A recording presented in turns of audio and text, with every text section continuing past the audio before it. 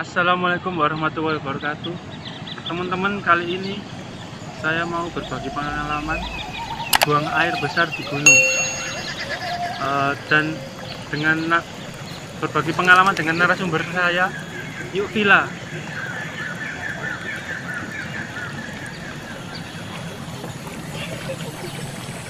Oke, Yuk Villa, piye kabare? Alhamdulillah baik. Perkenalkan diri kamu. Nama aku Villa Gracia dari Kota Gresik. Dan Villa ini pernah mendaki gunung berapa kali? Sudah terhitung dari mulai mendaki kan tahun 2018. Ya. Masih pemula sih. Sudah mendaki gunung 7 kali.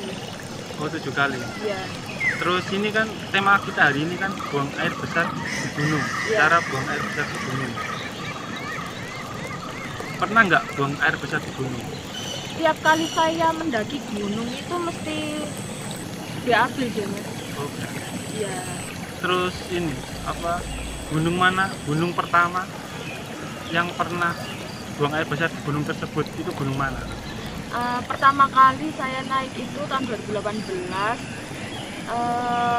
Bukan gunung sih sepertinya, itu kayak bukit Watu Ya, Jengger itu gunung loh. kecil lah. Iya, gunung kecil, ketinggiannya 1100 mdpl. Itu saya pertama kali BAB di gunung, ya gunung itu bukit lah, bukit Watu Jengger. Terus ini banyak teman-teman yang nggak tahu. Jadi cara buang air besar di gunung itu gimana? Banyak teman-teman yang nggak tahu. Boleh di-share ke teman-teman? Ini menurut saya pribadi, kalau buang air besar di gunung itu nggak seperti kalau di rumah. Ada step by stepnya. Pertama itu siapin tisu dulu. Kalau tisu, saya sendiri tisu basah. Kalau seandainya kan ada beberapa gunung yang nggak boleh pakai tisu basah, ya udah pakai tisu kering aja. Siapkan tisu, terus cari tempat yang nyaman dulu. Yang kedua, cari tempat yang nyaman dulu. Note-nya tidak boleh di jalur, soalnya nanti kalau keinjek sama orang itu bakalan merugikan orang itu, dan juga nggak baik sebenarnya. Nggak boleh di jalur, nggak boleh di dekat mata air juga. Terus yang ketiga, setelah cari tempat yang aman, yang ketiga gali lubang. Maksudnya buat kotorannya itu biar Nanti ditutup lagi sama ditutup pasir lagi sama pasir. atau tanah. Setelah gali lubang baru buang air besar. Setelah itu dibersihkan pakai tisu. Kalau nggak boleh tisu basah ya tisu kering. Setelah itu ditutup lagi kayak kucing gitu loh teman-teman, kayak kucing. Nah, seperti Jadi itu. ini saya tambahkan, kalau bisa pakai air ya, maksudnya ceboknya bisa pakai air ya pakai air, nggak pakai tisu. Jadi Ya, kalau ada logistik air berlebih nggak apa-apa, boleh pakai tisu. pakai air. Boleh pakai air ya. Seandainya nggak ada logistik air berlebih, ya mending pakai tisu. tisu aja. Nanti tisunya dikubur sekalian. Dikubur sekalian, jangan ditaruh atasnya, ntar mengakibatkan binatang buas. Untuk Baunya itu tercium sama Baunya binatang itu. buas. Dan potensi kedatangan binatang buas untuk mencari bau tersebut, makanya berbahaya. Oke gitu Mbak Villa ya. Iya. Yuk Villa. Terus ini pertanyaan terakhir ini dari netizen. Bagaimana rasanya BAB di gunung, buang air di gunung?